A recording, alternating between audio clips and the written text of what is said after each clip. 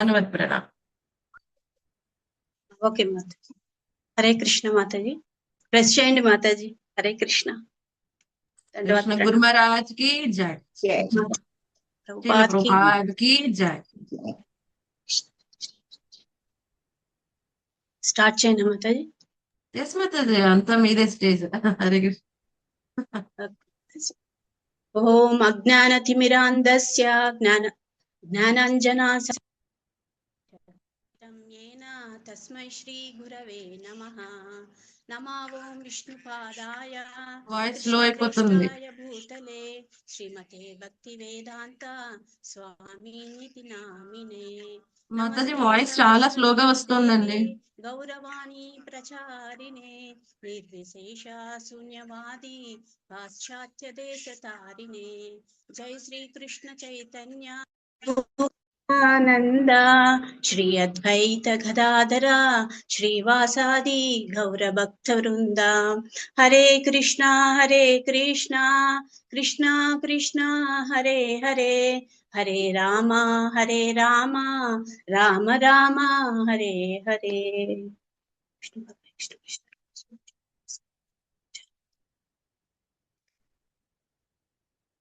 Hare Krishna devotees, మన తెలుగు గీత Gyan class కి స్వాగతం। సో మనము ఈ ఒక టైమ్లెస్ విజ్డమ్ భగవద్గీతలో 5th చాప్టర్ కర్మయోగంలో డిస్కస్ చేస్తున్నాం గత కొన్ని రోజులుగా। సో ఈ ఒక కర్మయోగము అంటే ఏమి, ఆల్రెడీ 3rd చాప్టర్ లో కర్మయోగం గురించి మనం తెలుసుకున్నాం అన్నమాట। మళ్ళీ ఇంకా ఇప్పుడు భగవంతుడు వారు ఇంకా వివరంగా వివరిస్తున్నారు। ఏమి ఒక అంటే యాక్షన్ ఇన్ కృష్ణ కాన్షియస్నెస్ అంటే మీ కర్మయోగము కృష్ణ భక్తి భావనలో కర్మ అని చెప్పి ఇంకా వివరంగా దీంట్లో మనం ఎలా కర్మలు చేయాలి, ఎలా ఉండాలి, ఏ విధంగా మనము ఉంటే మనము ఆ బ్రహ్మబుద్ధి స్థితికి చేరుకుంటాము, ఆ కృష్ణుని పాదాల వద్దరికి వెళ్తాము అని ఇంకా వివరంగా దీంట్లో మనకి ఎవాల్యుయేట్ చేసి చెప్తున్నారు అనమాట భగవంతుల వారు। సో ఆ విధంగా ఈ ఒక భగవద్గీత ఈ రోజు మనం చర్చించుకుపోయే శ్లోకం వచ్చి 5.22 అనమాట। ఎంతో ఎంతో ఎంతో మంచి శ్లోకం, ఎన్నో వివరాలు మనం దీంట్లో మనం తెలుసుకోవచ్చు అనమాట। సో ఈ 5.22 శ్లోకం ముందుకు వెళ్ళడానికి ముందు మనం నిన్న మొన్న ఇన్ని రోజులుగా మనం ఏం డిస్కస్ చేసుకున్నాము అంటే 17th నుంచి 21st శ్లోక వరకు కూడా మనము ఏం తెలుసుకున్నాము, ఆ ఒక స్థిత ప్రజ్ఞుడి గురించి, అంటే మళ్ళీ వచ్చి ఇంకేమి పండిత సమదర్శని అంటే నిన్నటి శ్లోకంలో మనము ఎలా స్థిరంగా ఉండాలి, ఆ బుద్ధి అంత స్థిరమైన బుద్ధి కలిగి ఉంటాడనమాట ఆ ఒక స్థిత ప్రజ్ఞుడు। పండిత సమదర్శిని అందరినీ సమానంగా చూస్తాడు। మళ్ళీ ఒక జన్మ ఈ బర్త్ అండ్ డెత్ సైకిల్ నుంచి కూడా విడవడి ఉంటాడనమాట। అండ్ ఆయన చూసే ప్రతి ఒక్క దృష్టి, ఆయన చూసే ప్రతి ఒక్క కోణం కూడా ఏ విధంగా ఉంటుందంటే ఆధ్యాత్మిక వేలో ఉంటుంది అనమాట, ఆ ఆధ్యాత్మిక దృష్టి కోణంలో చూస్తాడనమాట। సో ఆ విధంగా మళ్ళీ మెయిన్ ఇక్కడ మనకి ఒక కర్మయోగం కృష్ణ భక్తి భావనలో కర్మయోగం అనేది ఏం చెప్తున్నారంటే మా ఫలాపేక్ష లేకుండా కర్మలు చేయాలి అనేసి నిష్కామ కర్మయోగం గురించి వివరంగా చెప్తున్నారనమాట భగవంతుల వారు। సో ఈ విధంగా చెప్పి ఆ ఒక బ్రహ్మబుద్ధి స్థితికి వచ్చిన వాళ్ళు, ఆ పండిత సమదర్శిని, ఆ ముక్త పురుషుడు, ఆ స్థిరమైన ప్రజ్ఞుడు, ఆ బుద్ధిమంతి కలిగిన వాడు అంతరాత్మలోనే ఆనందాన్ని పొందుతా ఉంటాడనమాట।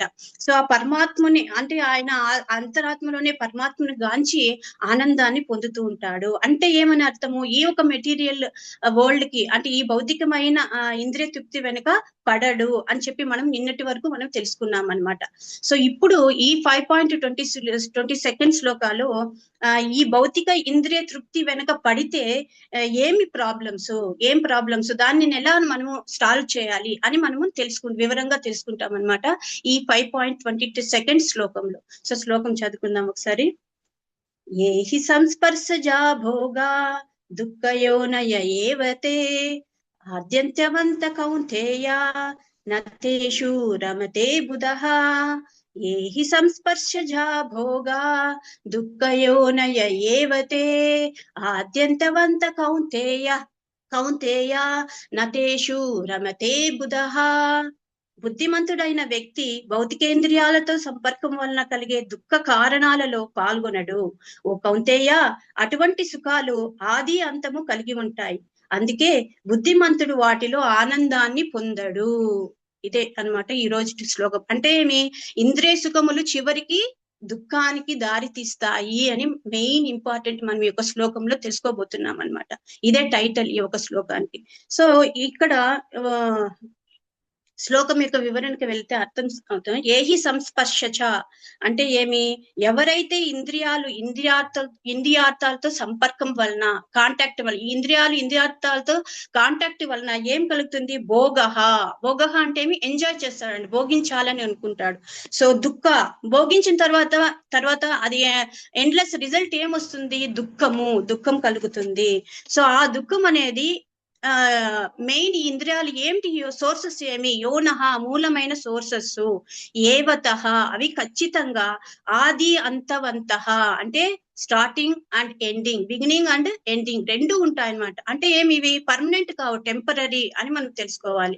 సో కౌంతేయ అంటే సన్ ఆఫ్ కుంతి అంటే అర్జున అని చెప్పి, ఓ అర్జున, నా అంటే లేదు, తేషు అంటే ఏమి, అట్టి వాటి యందు, రమతే అంటే ఆనందించడు. ఎవరు ఆనందించడు, బుద్ధ అంటే ఎవరు, తెలివైన వాడు, ఇంటెలిజెంట్ పర్సన్, జ్ఞాని అనేవాడు వీటి వెనకాల పడడు అని చెప్పి ఇక్కడ అర్థం అన్నమాట. ఇంకా భాష్యం పర్పట్లకు వెళ్ళి ఈ ఒక శ్లోకం గురించి అర్థ వివరణకు వెళ్తాము. సో ఇక్కడ ఇంద్రియ భోగాల పైన ఆసక్తిని చూపుతాయి. అంటే ఏమి, ఇంద్రియాలు అంటే ఏమి, eyes, ears, nose, tongue, skin అన్నమాట. ఈ 5 సెన్స్ ఆర్గాన్స్ ఏదో ఒక ఫలాపేక్ష గురించి ఆలోచిస్తూ ఉంటాయి అనమాట. ఒక్కొక్క రకంగా ఆ మనిషిని అనేది ప్రేరేపిస్తూ ఉంటుంది అనమాట. ఆ కామం అనేది ఈ దేహంలో ఈ ఇంద్రియాలు అనేవి మార్గాలంట ఈ భోగించడానికి. సో ఆ విధంగా ఈ ఇంద్రియాలు ఏం చేస్తూ ఉంటాయి, కామాన్ని ఉద్రేకిపిస్తూ ఉంటాయి అనమాట. సో ఆ కామం అనేది తీరితే పర్వాలేదు, తీరకపోతే ఏమైతుంది, ఆ మనిషికి క్రోధం అనేది సంభవిస్తుంది. ఆ క్రోధం, దుఃఖం, బాధ అనేది సంభవిస్తే ఆ మనిషి విచక్షణ జ్ఞానం అనేది కోల్పోతాడు. ఎప్పుడైతే ఆ విచక్షణ జ్ఞానం అనేది కోల్పోతాడో, తను ఏం చేస్తున్నాడో అనేది కూడా జ్ఞానం అనేది ఉండదు అనమాట. సో ఆ విధంగా తప్పులు చేస్తూ ఉంటాడు, ప్రాబ్లమ్స్ పడుతూ ఉంటాడు అనమాట. సో ఈ ఇంద్రియాలే ముఖ్యమైన కారణం. సో అందుకే ఏం చేయాలి, ఈ యోనః అంటే సోర్సెస్. మనం చిన్నప్పుడు అంటే కాదు, చదువుకున్నప్పుడు ఏమని తెలుసుకున్నాము, rain is the main source of water అని చెప్పి తెలుసుకున్నాం. అంటే ఏమి, మెయిన్ వాటర్, నీళ్ళు తాగడానికి, అన్ని మనం ప్రతి ఒక్క కార్యము చేసుకోవడానికి నీళ్ళు అవసరం. ఆ నీళ్లు మెయిన్ సోర్స్ ఎక్కడ, వర్షం అన్నమాట. సో ఆ విధంగానే ఈ ఇంద్రియాలకి మెయిన్ సోర్స్ ఏమి, దాన్ని కట్ చేస్తే కన్నా మనం ఈ ఇంద్రియాలతో కలవకుండా చేయాలన్నమాట. అప్పుడు ఏం చేయాలి, దీన్ని వెంటనే ఆఫ్ చేయాలి. ఎలా ఆఫ్ చేస్తాము అనేది మనం ఇక్కడ తెలుసుకుందాం. సో మెయిన్ ఇక్కడ ఏమి, ఈ ఒక ఇంద్రియాలతో కలవకుండా ఏం చేయాలి అనేది మెయిన్ అంటే మనస్సు. ఈ మనస్సు వలనే ఎన్నో ప్రాబ్లమ్స్ ఈ దేహంలో ఉన్న దేహదారి ప్రాబ్లమ్స్ ని కలెక్ట్ చేసుకుంటూ ఉంటాడనమాట. సో ఆ మైండ్ ని ఎలా కంట్రోల్ చేసుకోవాలి, ఎలా స్థిరంగా ఉంచుకోవాలి, ఎలా ప్యూరిఫై చేయాలి అనేది మనం తెలుసుకుంటే ఈ ఇంద్రియాలు అనేవి ఆటోమేటిక్ గా మనము మన నిర్దేశాల ప్రకారం పనిచేయడానికి స్టార్ట్ అవుతాయి అనమాట. సో ఆ విధంగా మనస్సు అనేది చంచలమైనది. మనం నెక్స్ట్ అధ్యాయంలో 6.44 శ్లోకంలో తెలుసుకుంటాం అనమాట.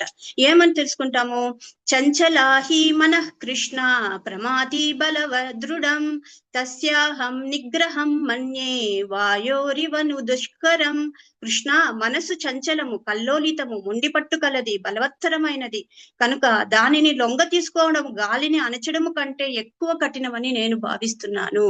చూడు, అర్జునుడు ఎంతో వీరుడు, అర్జునుడు సవ్యసాచి, అలాంటి వీరుడే ఏమని చెప్తున్నాడు, గాలినైనా బంధించవచ్చు కానీ ఇంద్రియాలని బంధించడం అనేది చాలా కష్టము అని చెప్పి చెప్తున్నారు అనమాట. కానీ మనకి 500 years బ్యాక్ ఎవరు వచ్చినారు, చైతన్య మహాప్రభు, రాధాకృష్ణ మిలిత అవతారమైన చైతన్య మహాప్రభు వచ్చి మనకేమని చెప్పినాడు, హరే కృష్ణ ఈ కలియుగంలో ఈ దోషాలంతా నివారించడానికి ఒకే ఒక మంత్రం ఉపయోగపడుతుంది ఈ మనుషులకి. అది ఏమి అంటే, హరే కృష్ణ కృష్ణ కృష్ణ హరే హరే, హరే రామ రామ హరే మంత్రం మనకి ఇచ్చినారనమాట. సో ఆ మంత్రం ఉపయోగించుకొని మనము ఈ ఒక మనసుని దృఢంగా సంకల్పంగా ప్యూరిఫై చేసుకోవచ్చు అని చెప్పి ఇక్కడ తెలుసుకోవచ్చు అన్నమాట. మళ్ళీ కొన్ని ఆచార్యులు చెప్తారు ఈ మనసు అనేది కోతి మాదిరి అని చెప్పి. అంటే కోతి ఒక చోటు ఉండదు కదా, ఆ బ్రాంచ్ నుంచి ఈ చెట్టు నుంచి ఆ చెట్టుకి మళ్ళీ ఒక ప్లేస్ లో ఉండదు, ఏమేమో పనులు చేస్తూ ఉంటుంది. అలా మన ఇంద్రియాలు కూడా ఒక చోట ఉండవి, ప్రేరేపిస్తూ ఉంటాయి మనిషిని. సో ఆ విధమైన చంచలమైన ఆ మనసుని ఏ విధంగా మనం కంట్రోల్ తెచ్చుకోవాలంటే నిరంతరం భగవత్ సేవలో ఉపయోగించుకోవాలి ఇంద్రియాలని. 3.42 శ్లోకం పర్పోర్ట్ లో ప్రభుపాదులు వారు ఏమని చెప్పినారు, పరం దృష్టా నివర్తతే. పరం ఈ ఒక ఇంద్రియాలకి ఇప్పుడుండే సంతోషాన్ని కాకుండా ఇంకా హయ్యర్ టెస్ట్ ని కన్నా మనం చూపించినామంటే ఈ లోయర్ టెస్ట్ అనేది ఆటోమేటిక్ గా వెళ్ళిపోతుంది అనమాట. అదే మీనింగ్ పరం దృష్ట్యా నివర్తతే. ఎప్పుడైతే పరమాత్మని గాంచగలుగుతాడో ఆ ఒక వ్యక్తి, అప్పుడు తర్వాత ఏమైతుంది, పూర్తిగా ఆ ఇంద్రియ భోగం అనేది నశిస్తుంది అని చెప్పి మనము ఇక్కడ పర్పోర్ట్ లో 3.42 పర్పోర్ట్ లో తెలుసుకోవచ్చు అనమాట. పరం దృష్టా నివర్తతే అంటే మళ్ళీ ఇంకేం ఇంకెలా దీన్ని అదుపులోకి తెచ్చుకోవాలంటే ఈ మనసుని దివ్యమైన భగవత్ సేవలో నెలకొల్పుకుంటే ఈ తుచ్చమైన కోరికలు వెనకాల పడే అవకాశం అనేదే ఉండదన్నమాట. సో ఈ విధంగా మనము మనసును అనేది దేని ద్వారా నిగ్రహించుకోవాలి, మెయిన్ బుద్ధి ద్వారా, ఇంటెలిజెన్స్ ద్వారా ఈ మైండ్ అనేది ఆటోమేటిక్ గా కంట్రోల్ లోకి తెచ్చుకోవాలన్నమాట. ఎప్పుడైతే ఆటోమేటిక్ గా మనము ఈ మైండ్ ని కంట్రోల్ తీసుకుంటామో అప్పుడు ఇంద్రియాలు అనేవి భగవంతుడి సేవలో ఆధ్యాత్మికం వైపు మనం ఎవరము అని తెలుసుకోవడానికి ప్రయత్నం అనేది చేస్తాయి అన్నమాట. సో ఆ విధంగా ఎలా ఫర్ ఎగ్జాంపుల్ ఏం చెప్పుకోవచ్చు అంటే పాము విషపూరితమైనది. అది ఎప్పుడైతే కాటు వేస్తుందో విషము ఆ మనిషికి విషమంతా దేహం అంతా విషం ఎక్కుతుంది అన్నమాట, పాయిజనస్ అయిపోతుంది. కానీ కోరలు చేస్తే పాయిజన్ కాటు వేసినా కూడా పాయిజన్ అనేది ఎక్కదన్నమాట. సో ఆ విధంగా కోరలు తీసిన పాము అయిపోతుంది ఈ ఇంద్రియాలు. సో ఇంద్రియాలని పాములతో పోల్చినారనమాట ఆచార్యులు, మనం తెలుసుకుంటున్నాం భగవద్గీతలో. సో ఆ విధంగా ఈ మైండ్ అనేది ఈ విధంగా ప్రేరేపిస్తూ ఉంటుంది అనమాట ఈ ఇంద్రియాలు. అందుకే ఏం చేయాలి, ఈ ఇంద్రియాల ద్వారా మనకు వచ్చే ఆనందము, సో ఆ విధంగా కంట్రోల్ చేసుకొని ఈ ఆనందం అనేది ఎలా ఉంటుంది, ఆది అంతము ఉంటుంది, స్టార్టింగ్ అండ్ ఎండింగ్ అనేది ఉంటుంది అనమాట. అంటే ఏమని తెలుసుకోవాలి, ఇది టెంపరీ, పర్మనెంట్ అనేది కాదు. ఈ ఆనందం ఇప్పుడు స్టార్ట్ అవుతుంది, ఇంకొంచెంకి ఎండ్ అయిపోతుంది. కానీ అలాంటి ఈ ఇంద్రియ భోగంని కౌంతేయ ఎవరు తెలివైన వాళ్ళు ఎప్పుడు వీటి వెనక పడరు అని చెప్పి అర్జునకి భగవంతులు వారు నిర్దేశం ఇస్తున్నారు అనమాట. మళ్ళీ ఇక్కడ పద్మపురాణంలో ఏమని చెప్తున్నారంటే రమంతే యోగినో నంతే సత్యానందే చిదాత్మని ఇతి రామ పదే వాసౌ పరం బ్రహ్మాభిధీయతే. అంటే ఏమి ఇక్కడ రామ కృష్ణ అని చెప్తున్నారు. రామ అంటే ఏమి, ఆనందాన్ని ఇచ్చడం. ఆయన దగ్గర ఆనంద నిధి అనేది ఉంటుంది, అంత ఆనందాన్ని పొందవచ్చు. ఎవరు పొందవచ్చు, ముక్త పురుషుడు, యోగి. ఆ యోగి ముక్త పురుషుడు ఈ ఒక దివ్యానందాన్ని పొందుతాడు అని చెప్పి ఇక్కడ మనం తెలుసుకోవాలన్నమాట. అంటే ఎలా పరమానందం అనేది కలుగుతుంది, ఆ ఆనంద నిధి అనేది ఏ విధంగా చేసుకోవచ్చు అంటే మనము మానవ జన్మ అనేది ఎందుకు కలిగించింది, ఈ హరే కృష్ణ మహామంత్రంలో కూడా రామ అనేది వస్తుంది. రామ కృష్ణ అంటే ఏమి, వాళ్ళ ఆనందాన్ని ఇచ్చేవాళ్ళు. హరే అంటే ఏమి, మన ఇంటర్నల్ పొటెన్సీ అనమాట, రాధారాణి. కృష్ణ అంటే ఆల్ అట్రాక్టివ్, ఆకర్షించేవాడు. ఆయన ఎంత తనివి తీరా చూసినా మనకు ఆనందమే వస్తుంది, ఎంతసేపు చూసినా మళ్ళీ మళ్ళీ చూడాలనే రూపం ఆ కృష్ణ భగవానుడి. సో అలా కృష్ణ రామ అంటే ఆత్మారాముడు, ఆయన ఆత్మలోనే ఆనందాన్ని పొందేవాడు. ఆయన దగ్గర ఆనందం అనే నిధి ఉంటుందన్నమాట. సో ఆ విధంగా ఆ నిధి, ఆ ఆనందం అనేది మనకి ప్రాప్తించుకోవాలంటే మనము ఈ యొక్క కృష్ణ భక్తి భావనలో ముందుకు వెళ్తూ ఉండాలి. అందుకే ఈ ఇస్కాన్ సంస్థ ద్వారా ఎంతో మంది ముక్త జీవులు బద్ధ జీవులు అనే వాళ్ళు ముక్త జీవులు అవుతున్నారనమాట. ఇస్కాన్ సంస్థకి ప్రభుపాదుల వారికి జై. సో ఆ విధంగా ఎంతో మంది ఇప్పుడు ఈ విధంగా మనం తెలుసుకొని ముందుకు వెళ్తూ ఈ జన్మ మృత్యు జరా వ్యాధి మెయిన్ ప్రాబ్లమ్స్ అని తెలుసుకుంటున్నామంట. ఇంతకు ముందు మనం ఈ కృష్ణ కాన్షియస్నెస్ రాకముందు ఇవంతా మనకు తెలిసేవి కాదు. ఎప్పుడైతే మనం దీంట్లో అడుగు పెట్టామో అప్పుడే మనం ఇవంతా కూడా తెలుసుకోగలుగుతున్నాము. ఈ భగవద్గీత, భాగవతము, రామాయణము ఈ విధంగా మెయిన్ ఈ ఒక శాస్త్రాల ద్వారా మన గురువుల ద్వారా, ముఖ్యంగా మన శిక్షా గురువుల ద్వారా మనము ఈ ఒక ట్రైనింగ్ అనేది తీసుకొని మనం ఈ బుక్స్ లో ఏమున్నాయి, ఈ శాస్త్రంలో ఏముంది అని మనము తెలుసుకుంటున్నాం అన్నమాట. సో ఆ విధంగా యోగులు పరతత్వాన్ని పరతత్వాన్ని ఆత్మలోనే ఆనందాన్ని పొందుతూ ఉంటారు కాబట్టి వాళ్ళు దివ్యానందాన్ని పొందుతారు అని ఇక్కడ ఈ ఒక పద్మ పురాణంలో వివరించినారనమాట. మళ్ళీ ఇక్కడ 5th canto 5th chapter 1st శ్లోకంలో ఏమని వివరిస్తున్నారు భాగవతంలో అంటే, నాయం దేహో దేహ బాజం నృలోకే కష్టాన్ కామానర్హతే విద్భూజం ఏ తపో దివ్యం పుత్రకాయేన సత్వం శుద్ధేద్యాస్మాత్ బ్రహ్మ సౌఖ్యం త్వనంతం. ఇక్కడ చూడండి, వినిపించుకోండి నీట్ గా. పుత్రులారా, ఈ మానవ జన్మలో ఉన్నప్పుడు ఇంద్రియ భోగం కొరకు మరీ కష్టించి పనిచేయడంలో అర్థం లేదు. అటువంటి సుఖాలు మలభక్షణ చేసే వాటికి అంటే సూకరాలు అంటే అనిమల్స్, జంతువులు అన్నమాట, కూడా లభిస్తున్నాయి. దానికి బదులు మీరు ఈ జన్మలో మీ అస్తిత్వాన్ని పవిత్రం చేసే తపస్సు చేయండి. తత్ఫలితంగా మీరు అపరిమితమైన దివ్యానందాన్ని అనుభవించగలుగుతారు. అంటే ఇక్కడేమి అనిమల్స్ తో పోలుస్తున్నారు. ఎవరంటే ఈ ఒక వృషభాను దేవుడు అన్నమాట. భాగవతంలో మనం తెలుసుకుంటాం వృషభాను దేవుడు. ఆయన చక్రవర్తి రాజు, ఆయనకి 100 మంది పుత్రులు అన్నమాట. ఆ 100 మంది పుత్రులకి ఆయనకి నిర్దేశం చెప్తున్నారు ఏమి ఇంద్రియ సుఖాల వెనక పడద్దండి, ఈ ఇంద్రియ తృప్తి అనేది శాశ్వతమైనది కాదు, దానికంటే మీరు ఏం చేయాలి, ఆ తపస్సు అనేది ఆచరించండి, తపస్సు అనేది ఆచరించి ఆ దివ్యమైన ఆనందాన్ని అనుభవించండి అని చెప్పి వృషభాను రాజు మన చరిత్రలో ఎంతో మంది రాజులు ఉన్నారు. అలా చక్రవర్తులు ప్రపంచనంతా పాలించిన వారు ఈ వృషభదేవుడు అన్నమాట.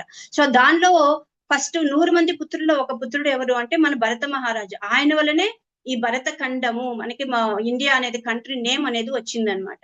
సో ఆయన కూడా ఉన్నారు. సో ఆ కాలంలోనే మహారాజులు వాళ్ళకి ఏమండి తక్కువ, అలాంటి మహారాజులే వాళ్ళ కొడుకులకి ఏమని నిర్దేశిస్తున్నారు, ఈ ఇంద్రియ భోగము, ఈ చపల సుఖాల వెంట పడద్దండి.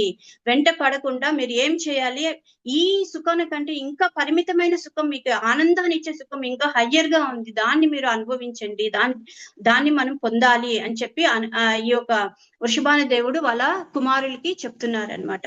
సో ఇక్కడ సూకరాలు అంటే జంతువులు. సో ఈ ఒక 84 lakhs ఈ లివింగ్ ఎంటిటీస్ లో మనము ఈ మనిషి రూపం అనేది తీసుకున్నాము ఈ జన్మలో. ఇది మళ్ళీ రాదు, ఇది రేర్ అన్నమాట. మళ్ళీ ముందు మనం ఏ జన్మ తీసుకున్నామో తెలీదు, నెక్స్ట్ ఏ జన్మ తీసుకుంటామో తెలీదు. ఈ వచ్చిన మానవ రూపాన్ని, ఈ మానవ బాడీని, మానవ దేహాన్ని ఏ విధంగా ఉపయోగించుకోవాలి మనము కనీసం మనం తెలుసుకోవాలన్నమాట. ఈ మానవ జన్మ వచ్చినప్పుడైనా మనం ఎంక్వైరీ చేయాలి. ఏమని, అదాథో బ్రహ్మ జిజ్ఞాస అంటే ఏమి, హూ యామ్ ఐ, మనం ఎవరు, మనం ఎందుకు ఈ కష్టాలు పడుతున్నాము, మనం ఎందుకు ఈ ఒక ప్రపంచానికి వచ్చినాము, ఈ ఒక దేహానికి ఆత్మకి గల భేదమేమి, భగవంతుడు ఎవరు, సో ఈ విధంగా మనం ఎన్నో తెలుసుకోవాలన్నమాట. ఎన్నో తెలుసుకొని మళ్ళీ మనము మన యొక్క జీవేర స్వరూపై కృష్ణరా నిత్యదాస్ అనేది అంటే ఏమి, మన కర్తవ్యం ఏమిటి, కృష్ణు యొక్క దాసానుదాసులము అని మనము తెలుసుకోవడానికి ప్రయత్నం అనేది చేయాలన్నమాట. సో ఈ విధంగా చరిత్రలో ఎంతో మంది స్టోరీస్ అనేది మనం తెలుసుకోవచ్చు. దీంట్లో మన ప్రభుపాదుల వారు ఈ యొక్క వృషభదేవునిది వాళ్ళ పుత్రులకు చెప్తున్న సందేశాన్ని ఇక్కడ ఇస్తున్నారనమాట. ఇక్కడ మరి లాస్ట్ లైన్ చూడండి, ఎంత ఎక్కువగా భౌతిక సుఖానికి అలవాటు పడితే అంత ఎక్కువగా భౌతిక క్లేశాలతో చిక్కుపడతారు. అంటే అంతంత ప్రాబ్లమ్స్ అనేది మనకి కలుగుతుంది అనమాట. ఈ ఒక ఇంద్రియాల వల్లనే ఇంద్రియ భోగం అనేది కలుగుతుంది. ఆ భోగించడం అనేది స్టాప్ కాదు, ఇంకా ఇప్పుడు ఫర్ ఎగ్జాంపుల్ ఏం తీసుకుంటాము, ఒక మనిషికి ఒక సైకిలే ఉంది అనుకోండి, సైకిల్ 2 రోజులు తొక్కుతాడు, మళ్ళీ వేరే వాళ్ళని చూస్తాడు, తనకి ఏం కావాలనిపిస్తుంది, మోటార్ బైక్ తీసుకుందాము అనుకుంటాడు. అదే అయినాక 2 వీలర్ అయినాక 4 వీలర్ తీసుకుందాము అనుకుంటాడు. 4 వీలర్ అయినాక మళ్ళీ ఒక పెద్ద ఇల్లు కట్టుకోవాలి, బిల్డింగ్ కట్టుకోవాలి, అపార్ట్మెంట్ తీసుకోవాలి. సో ఈ విధంగా కోరికలు అనేవి వెంటనే ఈ ఇంద్రియాల ద్వారా అది ప్రేరేపిస్తూ ఉంటాయి అన్నమాట మనిషికి. సో దీనికి ఆది అంతం అనేది ఉండదు. ఒక ఇష్టమైన ఆహారం కూడా తింటాము. ఎంతసేపు అని తింటాము? కొంతసేపే, దానికి లిమిట్ అనేది ఉంటుంది. సో దాన్నే ఆది అంతం. ఒక ఇష్టమైన పిక్చర్ చూస్తారు, సీరియల్స్ చూస్తారు, ఎంతసేపు అని చూస్తారు? దానికి ఆది అంతం అనేది ఉంటుంది. కానీ ఈ ఆధ్యాత్మిక వేలో, ఈ ఒక భగవంతుని సాక్షాత్కారంలో మాత్రము ఆది అంతం అనేది ఉండనే ఉండదు. ఎప్పుడు నిత్యానందం పొందుతా ఉంటాం అనమాట.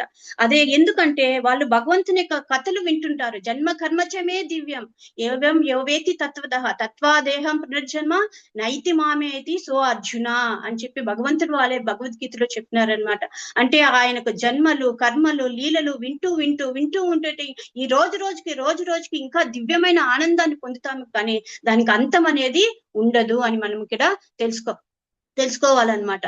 మళ్ళీ ఇక్కడ తపస్సు అని చెప్పినారు. ఏ విధమైన తపస్సు చేయాలి? దివ్యమైన తపస్సు చేయాలి. అప్పుడే మనం లాభం అనేది పొందుతాము, ముక్తి అనేది పొందుతాము, భగవంతుని పాదాల దగ్గరికి వెళ్తాము, గోలోకానికి వెళ్తాము, ఆ రాధాకృష్ణ సేవలో నిమిత్తం అవుతాం. అది లేకుంటే లేదు. ఏది ఆ దివ్యమైన తపస్సు అంటే ఏమి?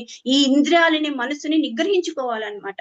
అదే దివ్యమైన తపస్సు అని ఇక్కడ మనం తెలుసుకోవాలి. ఈ ఇంద్రియాలని, మనస్సుని నిగ్రహించుకొని దాన్ని అంతా కూడా ఎవరి సేవలో ఉపయోగించగాలి? భగవంతుని సేవలో. మనం తెలుసుకున్నాం, అంబరీష మహారాజు సెకండ్ చాప్టర్ లోనే తెలుసుకున్నాం. సవై మన కృష్ణ పాదార విందవో అంటే ప్రతి ఒక్క అంగము, ప్రతి ఒక్క ఆర్గాన్, ప్రతి ఒక్క సెన్స్ ఆర్గాన్ని ఆయన భగవంతుని సేవలో ఉపయోగించిన ఆయన ఎవరు? రాజు, మహారాజు, అంబరీష మహారాజు. సో ఆయన కూడా ఈ ఒక తుచ్చమైన కోరికల వెనుక పడలేదు. ఆయన కూడా ఆధ్యాత్మికంగా భగవంతుని సేవలో నియుక్తులైనారనమాట. సో ఆ విధంగా మనం కూడా ప్రతి ఒక్క అంగాన్ని, ఆ ఒక కృష్ణుని రూపాన్ని చూడడానికి, కృష్ణుని యొక్క కథలను శ్రవణం చేయడానికి, కృష్ణుని యొక్క జన్మలను, కర్మలను కీర్తించడానికి, కృష్ణుని పాదాల దగ్గర ఉన్న పుష్పాలను, తులసిని ఆగ్రహించడానికి, స్మెల్ చేయడానికి, కృష్ణుని యొక్క భగవంతుని యొక్క డీటీస్ ని క్లీన్ చేయడానికి, మళ్ళీ వచ్చి ఈ చేతులను ఉపయోగించుకోవాలన్నమాట. కాళ్ళని భగవంతుని యొక్క ధామాలు వెళ్ళడానికి, పుణ్యక్షేత్రాలు వెళ్ళడానికి ఉపయోగించుకోవాలి. సో ఆ విధంగా భగవంతుని సాక్షాత్కారం అనేది మనము పొందగలము అని చెప్పి ఇక్కడ ఎన్నో స్టోరీస్ ద్వారా మనము తెలుసుకోవచ్చు అనమాట. ఇంకా ఈ మెటీరియల్ వరల్డ్ లో మనం ఎవరికైనా చెప్పేది ప్రీచ్ చేయండి అంటారు. కానీ ప్రీచ్ చేయడానికి వెళ్తే ఏమని చెప్తారు? ఎవరికైనా ఈ భౌతిక ప్రపంచంలో భక్తి చేయమని అడిగితే ఏమని చెప్తారు? మాకు ఇంకా టైం ఉందిలేండి, మాకు ఎన్నో ప్రాబ్లమ్స్ ఉన్నాయి, మా పిల్లలకి పెళ్లి కావాలి, వాళ్ళు ఒక స్టేజ్ కి రావాలి, వాళ్ళు వేరే కంట్రీస్ కి వెళ్ళాలి, వాళ్ళ పిల్లలు కావాలి, అంతా అయిపోతే మళ్ళీ రిలాక్స్ అవుతాము, మేము వస్తాము ఈ యొక్క ఆధ్యాత్మిక వేలో, మళ్ళీ ఎక్కడికి వెళ్తాము, రానే వస్తాము అని చెప్తారు. కానీ టైం అనేది వెయిట్ చేస్తుందా? వెయిట్ చేయదు. అదనే ఆ టైం అనేది ప్రకృతి ప్రభావం వల్ల ఆల్రెడీ మనకి నిర్దేశించి ఉంటారు ఆ భగవంతుడు అనమాట. సో ఈ ఒక టైం ని మనము కంట్రోల్ చేయలేము. సమస్యలు అనేవి తీరవు అనమాట, ప్రాబ్లమ్స్ అనేవి. అది ఈ ఒక కలియుగంలో ప్రాబ్లమ్స్ అనేది వస్తూ ఉంటాయి అనమాట. మా శిక్షా గురువు ఎప్పుడు చెప్తూ ఉంటారు, మా మాతాజీ, ఓకే, రెండు దుఃఖాల మధ్య వచ్చే గ్యాప్ ని సుఖం అనుకుంటారు ఈ కలియుగంలో ప్రజలు, దాన్ని అబు దబు దుబు అని అంటారు అని మా మాతాజీ ఎప్పుడు చెప్తూ ఉంటారు. సో ఆ విధంగా ఈ ఒక రెండు కష్టాల మధ్య వచ్చే సుఖాన్నే ఎంతో ఆనందం అనుభవించేటట్లు ఈ ఒక జీవుడు అనేవి ప్రేరేపిస్తూ ఉంటాడు. ఒక చిన్న స్టోరీ తెలుసుకుంటే, ఒక వ్యక్తి ఉన్నాడంట. ఆ వ్యక్తి సముద్రం దగ్గర నిల్చుకొని అలలను చూస్తూ ఉన్నాడంట. ఎంతసేపటికి నిల్చుకొనే ఉన్నాడంట. నిల్చుకొనే ఉంటే అక్కడే చూసి ఒక సాధువు ఏం చేస్తున్నాడంటే దగ్గరికి వెళ్ళి అడిగినాడంట, ఏమి అప్పటి నుంచి చూస్తున్నాను, నిల్చుకొని చూస్తూనే ఉన్నావు, ఇక్కడ ఎంతమంది ఎంజాయ్ చేస్తున్నారు, ఎంతమంది సముద్రంలో వెళ్తున్నారు, వస్తున్నారు, ఆటలాడుతున్నారు, నువ్వెందుకు ఇక్కడే ఎంతసేపటికి నిల్చుకొనే ఉన్నావు అని అడిగితే ఆయన అంటాడంట, ఏమని, నేను ఎప్పుడు ఈ సముద్రంలో అలలు అనేవి స్టాప్ అవుతుందో అప్పుడు వెళ్ళి నేను ఈ సముద్రంలో ఆడాలనుకుంటున్నాను స్వామీజీ అని అంటాడంట. చూడండి ఎట్లా ఉంటాడు. అందుకు ఆ సాధువు చెప్తారంట, నువ్వు ఎప్పటికీ ఈ ఒక సముద్రంలోకి వెళ్ళలేవు, ఆటలాడేవి. ఎందుకు? ఈ అలలు అనేవి స్టాప్ కావు. అలలు అనేవి ఎప్పటికీ సముద్రంలో వస్తూనే ఉంటాయి. ఆ అలలు స్టాప్ చేయడం ఎవరి వల్ల తరము అనేది కాదు. చూడండి ఎంత అజ్ఞానం ఆయన.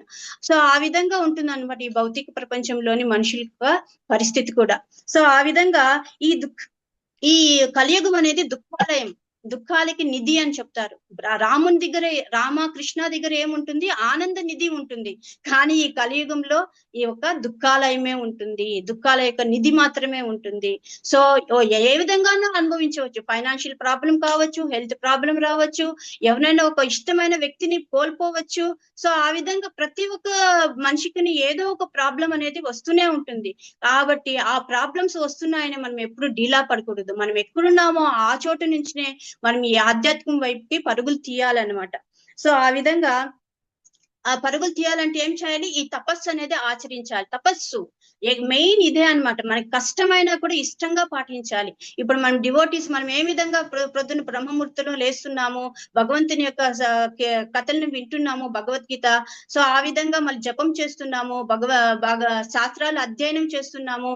సో ఈ విధంగా ప్రతి ఒక్క నిమిషం 24/7 మనం ఈ ఒక ఆధ్యాత్మిక వైపే పరుగులు తీస్తూ ఉంటే, ఈ తపస్సు అనేది ఆచరిస్తూ ఉంటే ఎప్పటికైనా మనము ఆ మార్గం అనేది ఆ ఆధ్యాత్మిక అంటే where is a will there is a way అని చెప్పి ఇంగ్లీష్ లో సామెత ఉందన్నమాట. అంటే మన సంకల్పం అనేది గట్టి అయితే ఆ పరమాత్ముడు, ప్రతి ఒక్క దేహంలో ఉన్న పరమాత్ముడు ఆ మార్గం అనేది చూపిస్తాడనమాట.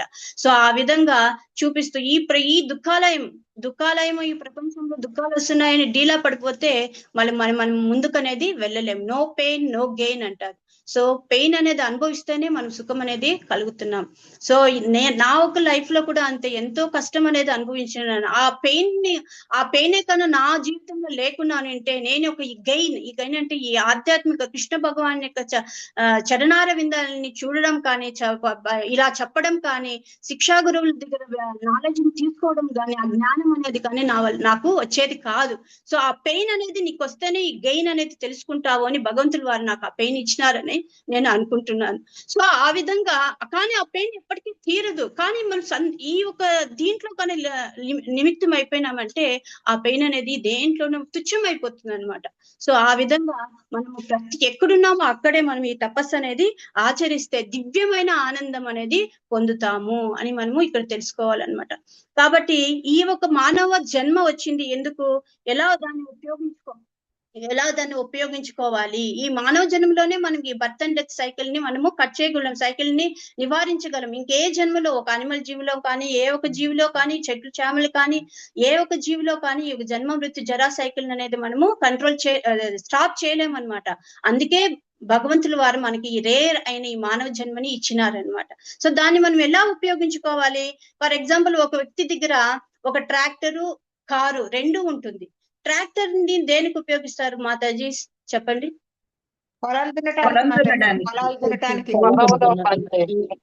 కార్ అయితే లగ్జరీగా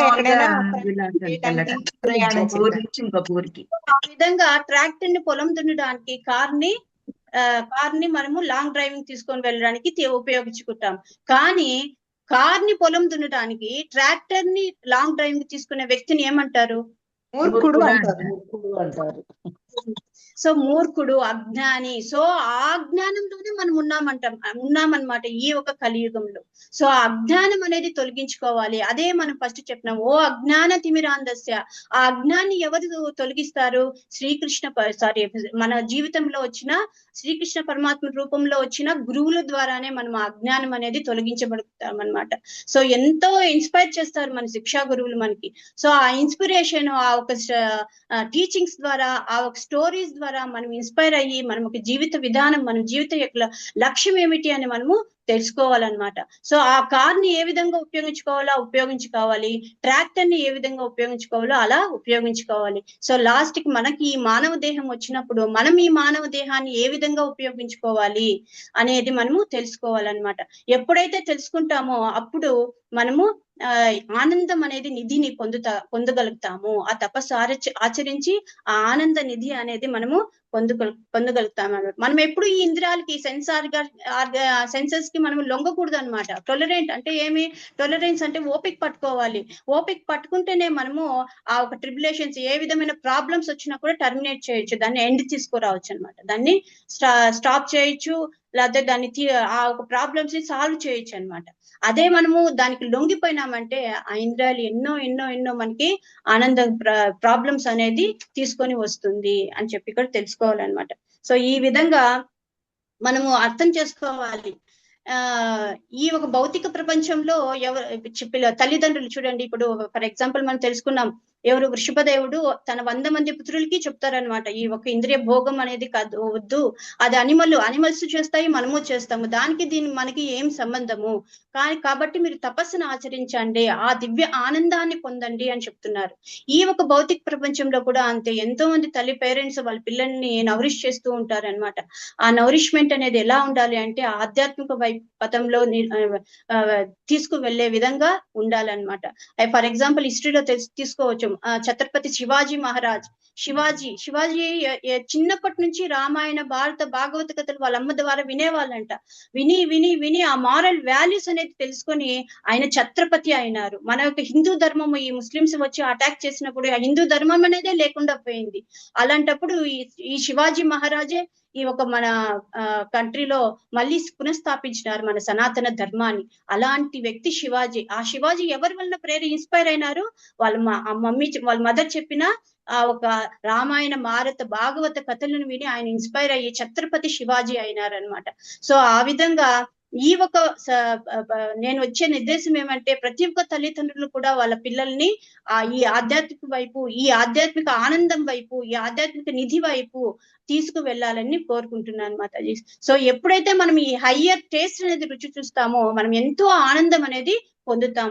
అదే లోయర్ కానీ వచ్చేస్తే మళ్ళీ మనం ఈ యొక్క మిజరబుల్, ఈ యొక్క భౌతిక ప్రపంచంలోనే పెట్టబడిపోతా ఉంటాం. మళ్ళీ మళ్ళీ మళ్ళీ మళ్ళీ జన్మ అనేది తీసుకుంటూనే ఉంటాం. ఈ కష్టాలు అనేది వస్తూనే ఉంటాయి అన్నమాట. కష్టాలు వద్దు స్వామి, నాకు నీ ఆనంద నిధి కావాలి, నీ దగ్గరే రావాలి, నీ సేవ చేసుకోవాలి అని చెప్పి మనం ఎప్పుడు అనుకుంటామో అప్పుడు మనం ఏం చేయాలి? ఈ ఒక హయ్యర్ టేస్ట్ అనేది తెలుసుకోవాలి. హరే కృష్ణ మాతాజీ. మళ్ళీ నెక్స్ట్ శ్లోకంలో మనం ఏం చెప్పుకుంటామంటే, ఏం చేసినప్పుడు ఈ ఆసక్తి అనేది తగ్గుతుంది.